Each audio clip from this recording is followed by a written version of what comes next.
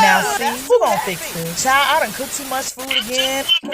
Being single is not for the weak. Single Lady Chronicles, Fridays at 8 p.m. on Facebook Live.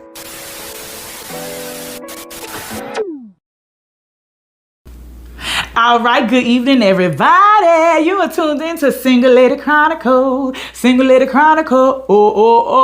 And tonight, I'm so excited. You see this lady over here, right? We are talking about weatherizing your house, being warm, wise, and weatherized. You like that, don't you? I like it. You like it? I love it. Thank you.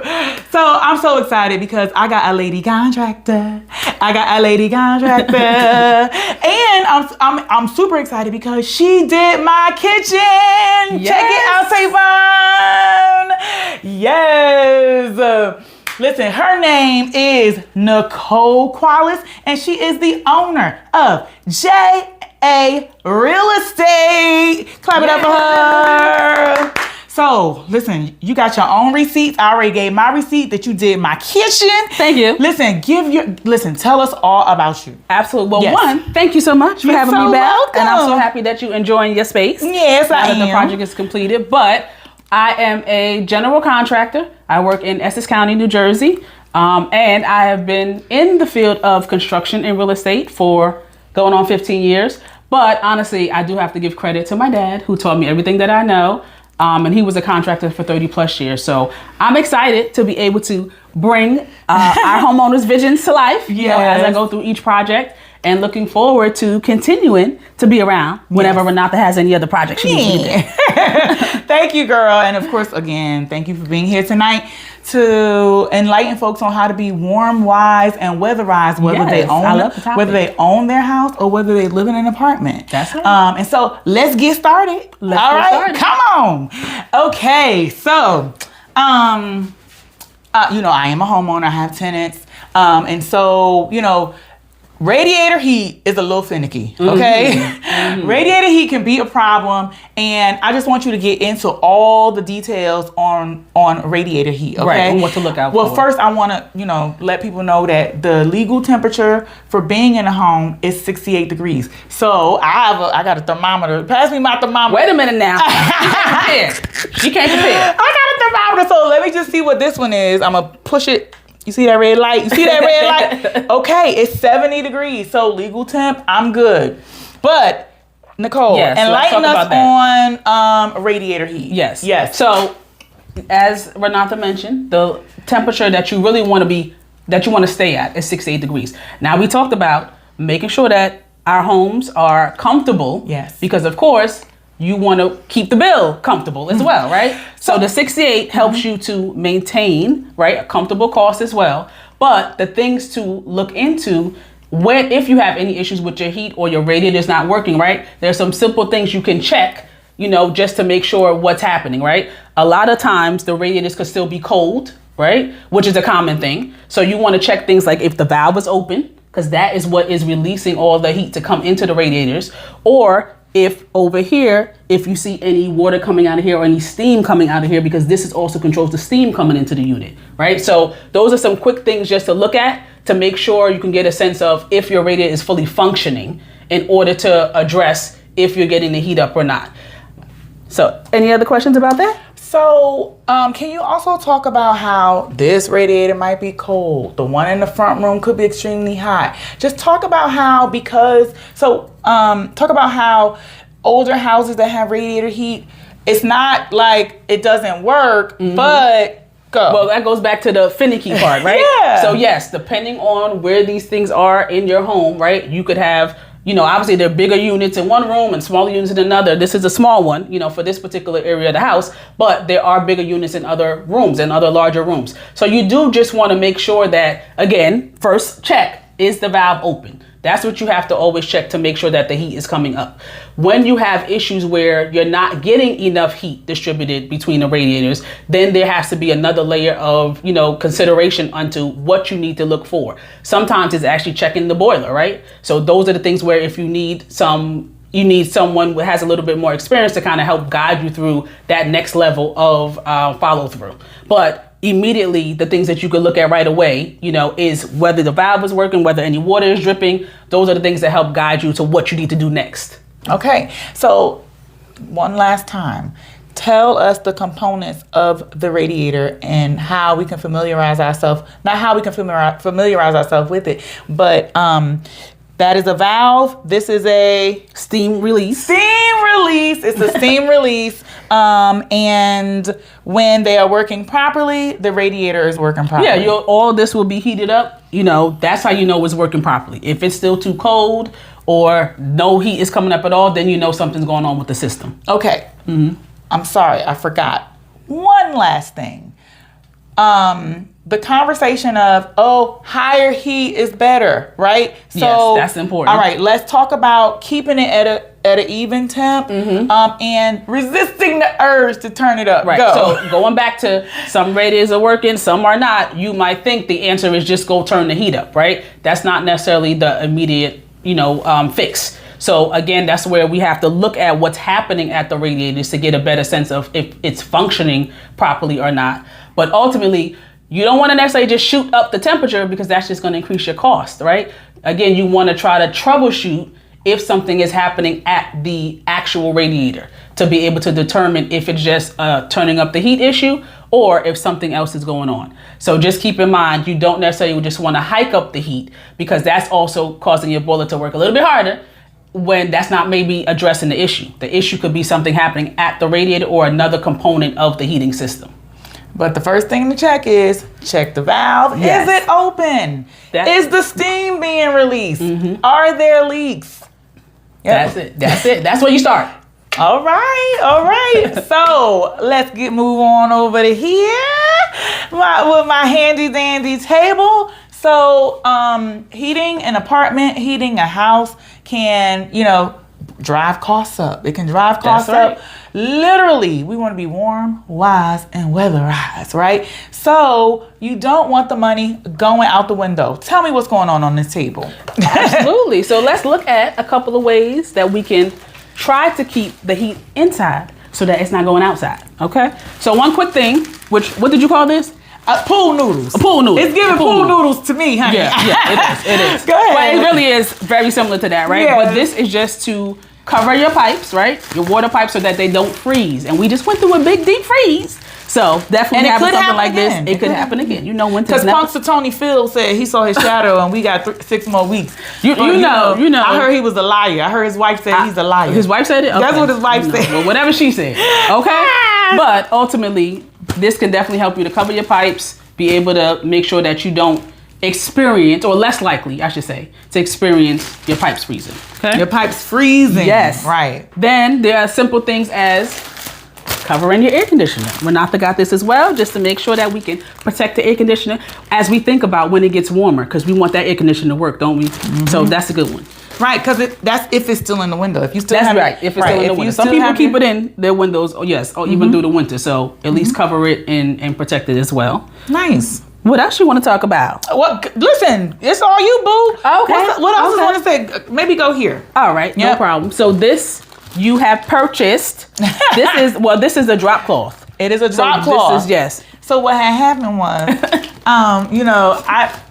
we talked, and she was like, of course, the first thing you do when weatherizing your house is you might need to cover your windows. And so Home Depot didn't have no they had a kit that I was recommended that she get. They had a kit, but you also told me that you can just do a drop cloth and some double-sided tape. And some double-sided cut tape. it, measure, right. Measure so it, cut it. So the idea behind that, and what I would say is the plastic would be better, just because double-sided tape with the cloth might be a little cumbersome to put up. Yeah. But they do have a similar a kit in Home Depot or in your hardware stores where it's literally just double-sided tape and plastic so that you can put it over your windows if you're having a draft coming through the windows. Now, a lot of times that happens in older houses, right? They're older windows, right? They, over time, right? You have those issues. So a quick fix, again, you're trying to keep the heat inside and not out, is to cover it with the plastic just to preserve keeping that heat inside.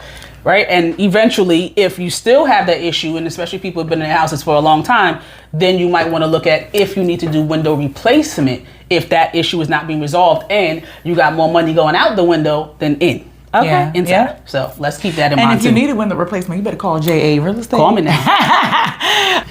All right, girl. So listen, tell me more about getting rid of drafts in the house. Go ahead. Absolutely. So another common one is if you have drafts at any of your entry doors, right? And they have these items. They have two different styles. They have the foam one that you can just put under your door, or they have a heavier plastic one that you can put under your door. They're both very simple to install. You just need to measure your door, cut where you need to cut, and slide it right under your door. So they make it very easy. Again, Can we do that? Can we do that right now? Yes, we can take a quick look at one. All right, let's take a go. look. Again, we have one more way that we can get rid of drafts. One more way. I have it in my hand. Okay. So, Nicole is helping me install my door sweep. That's what it's called, right? A door sweep. Yes, a door sweep. And then let me tell you real quick.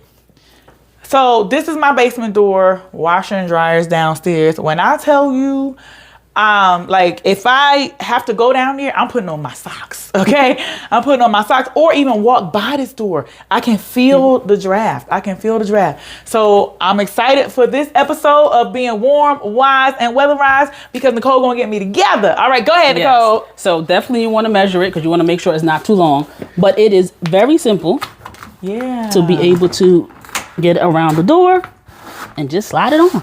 And that's really so easy. Okay. Yeah. So that's the idea. Okay. So you're gonna finish that for me, okay? Thank you. All right. We like easies. We like easy fixes. So also tell me more about some other types of drafts. Absolutely. I have this in my hand. Gaps and cracks. You can feel gaps and cracks.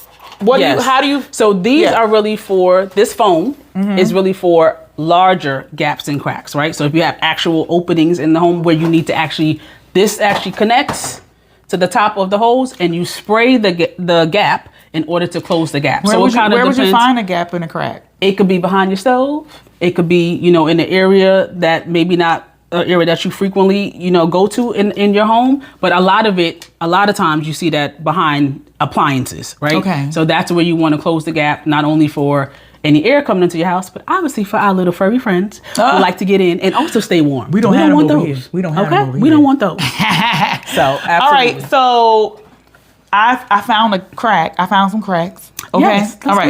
Come on. Let's go look at these cracks. Come on, girl. All right. I'm gonna go ahead and sit down so you can check it out. All right. Look.